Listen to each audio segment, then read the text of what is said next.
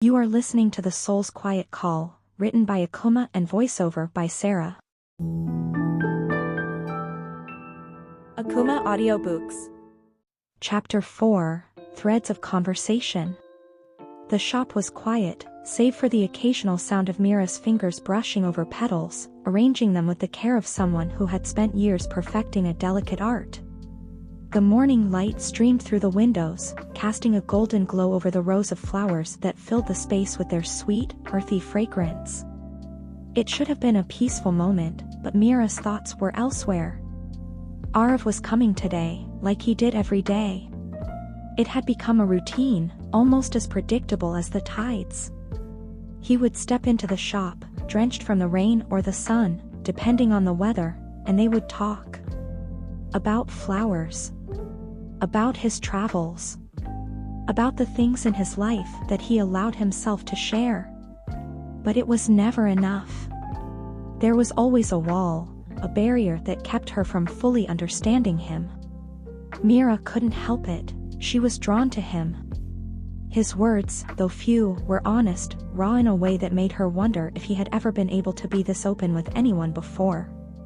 His smile, when it appeared, was genuine, though fleeting. It was as though he was testing the waters, unsure of how much he could reveal. But no matter how hard she tried, her gift, her ability to see into the souls of others, failed when it came to him. When she looked into his eyes, there was nothing. No flash of hidden desires or unspoken pain. It was as though his heart was closed off, hidden behind a thick veil, one she couldn't pierce no matter how hard she tried. She didn't know why it troubled her so much. The bell above the door chimed, and Meera glanced up, already knowing who it was. Aarav stepped inside, his usual relaxed stride, his hands tucked into the pockets of his jacket. He looked like he belonged to the world outside, not this little flower shop in the heart of a coastal town. "Good morning, Meera," he said, his voice light, but with an undertone of something else. Something more familiar, more comfortable. "Good morning, Aarav," she replied, her hand still moving over the flowers as she prepared a bouquet for a customer.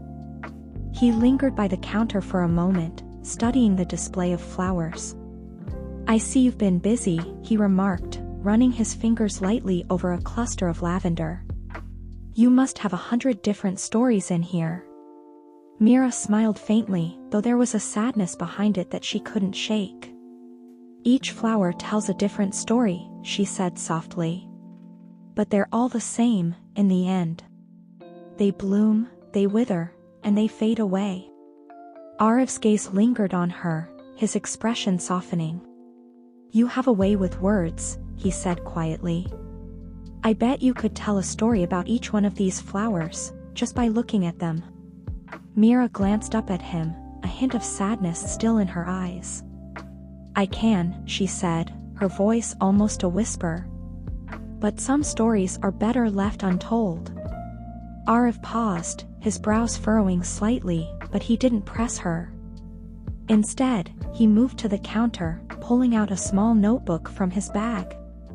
"I was thinking of writing about the town," he said, flipping it open. "Maybe you could help me with some inspiration. What do you think makes this place special?"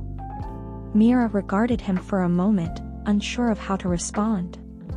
She had spent so many years here, in this little town, surrounded by the same people, the same familiar sights.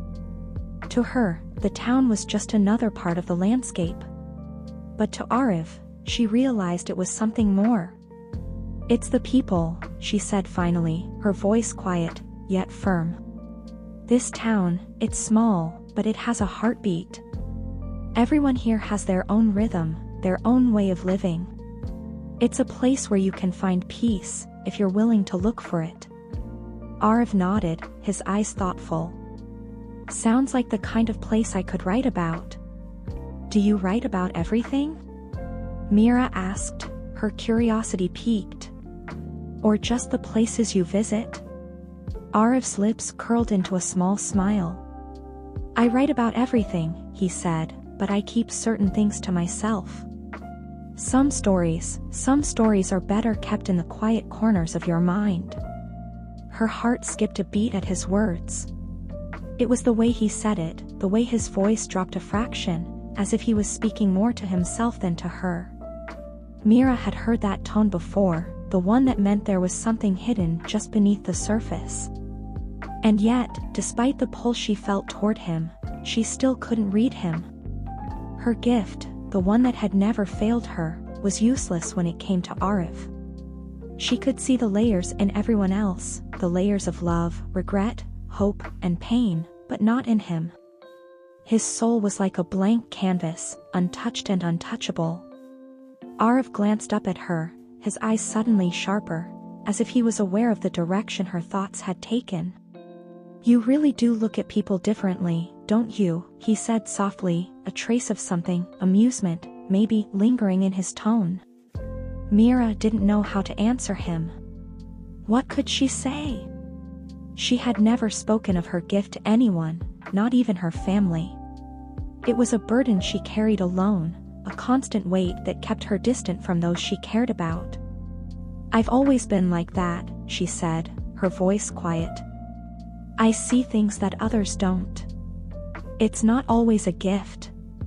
Aarav didn't seem to mind the silence that followed. Instead, he reached for a small vase on the counter, running his fingers along its smooth surface. "You've never mentioned your family," he said, changing the subject. "What's that like?" Meera hesitated. The mention of her family always felt like a doorway she wasn't ready to open. Her parents, her sister, they all saw her as the quiet, enigmatic woman who ran the flower shop. They didn't understand her the way she understood them, and that distance had always been there, a gap that had never quite been bridged. "I don't talk much about them," she said softly, her eyes lowering to the counter. "There's not much to say." Aarav watched her closely, as though weighing her words. "That's the thing about family," he said after a moment. "They think they know you. But they don't always see the parts of you that matter." The words hit her harder than she expected. He didn't know it, but he had spoken to a part of her that she had buried deep. The feeling of being unseen, even by those who should have known her best. She wondered, for the briefest moment, if Aarav felt the same way. "I think I understand that," she said, her voice soft, almost to herself. There was a long silence between them, and for the first time, Meera felt the weight of the space between them not as something uncomfortable, but as something shared. Something real. Aarav cleared his throat, breaking the silence. "I should get going. But I'll be back tomorrow." Meera nodded, though she wasn't sure why the thought of him leaving unsettled her so much. "Of course," she said. "I'll have a new bouquet ready for you." He smiled, his eyes lingering on hers for a moment longer than usual. "I'll be looking forward to it," he said quietly. As he turned to leave, Meera felt something shift in the air around them, an invisible thread pulling them closer, even as it kept them apart. He was opening up, piece by piece, but she was still held at arm's length by the one thing she couldn't understand, his unreadable heart.